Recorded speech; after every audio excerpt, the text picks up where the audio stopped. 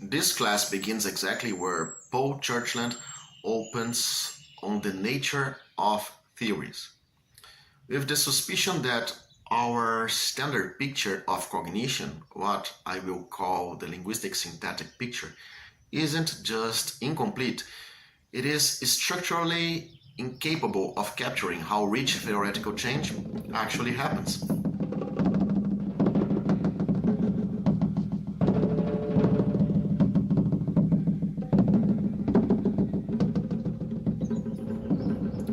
So the standard view says, roughly, cognition is best modeled as manipulation of sentences or sentence-like formulae under familiar syntactic rules. Those rules are the substrate for anything we count as a theory: explanation, prediction, confirmation, falsification, and even the cognitive grasp of high-level abstractions. On this view, an operational take on meaning just is a causal take.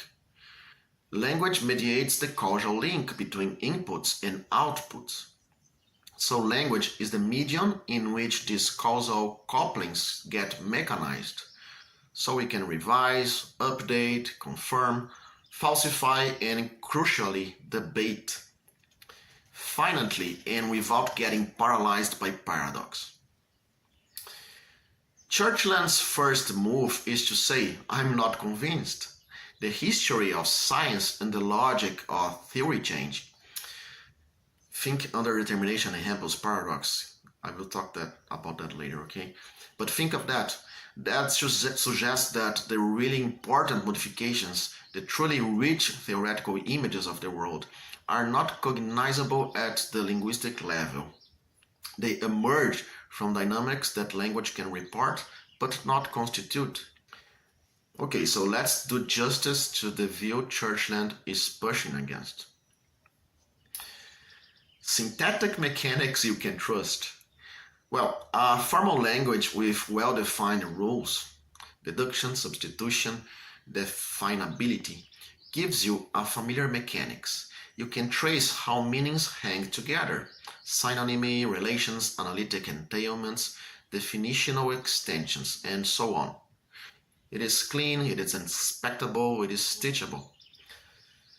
Well, treating a theory as a set of sentences or axioms plus bridge laws lets you connect inputs to outputs by a finite transformation.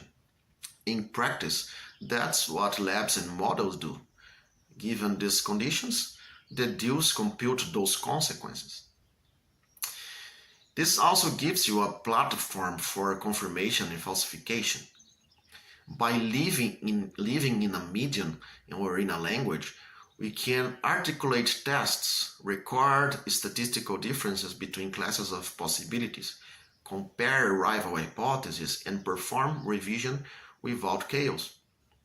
Carnap's confirmational logics in later Bayesian updates keep the game finite. Okay, so far so good. If all theory change were incremental, local, and sentence-friendly, the syntactic picture would be enough. But let's now talk about the pressure points. Why the linguistic substrate is too small. Churchland points to historical and logical fractures where the syntactic picture strains. The first is Quinean underdetermination, or the Duhigg-Quine thesis. Evidence underdetermines theory. No finite set of observations forces a unique theory. Many incompatible theories can fit the same data by redistributing commitments elsewhere in the web. So if your update is only sentence revision, you can model choice among consistent sentence sets, but you can't explain how minds discover new conceptual dimensions that make previously invisible patterns salient. So the moral is, revision is not just adding and removing sentences. It's remapping a space so that new similarities differences become thinkable. The second, Hempel's paradox, the ravens. Okay, confirmation behaves counterintuitively in purely linguistic clothing, at least in extensional languages. Because the sentence "our ravens are black" seems confirmed by black ravens, but also by logical equivalence, by non-black non-ravens, like a white shoe. So the paradox exposes a mismatch between formal entailment and intuitive inductive structure. What we actually track are graded similarities and dimensions of variation, and not discrete sentence entailments, at least not in the extensional level. So the moral here is inductive life has a metric or geometry that logic alone does not encode. The third is deep theoretical change, like scientific revolutions. When chemistry displaces phlogiston with oxygen, when Maxwell's fields replace contact mechanics, when color perception research redraws basic colors, it's not just new sentences. It's a reorganization of the conceptual space. What counts as natural kinds, which parameters matter, how error is measured.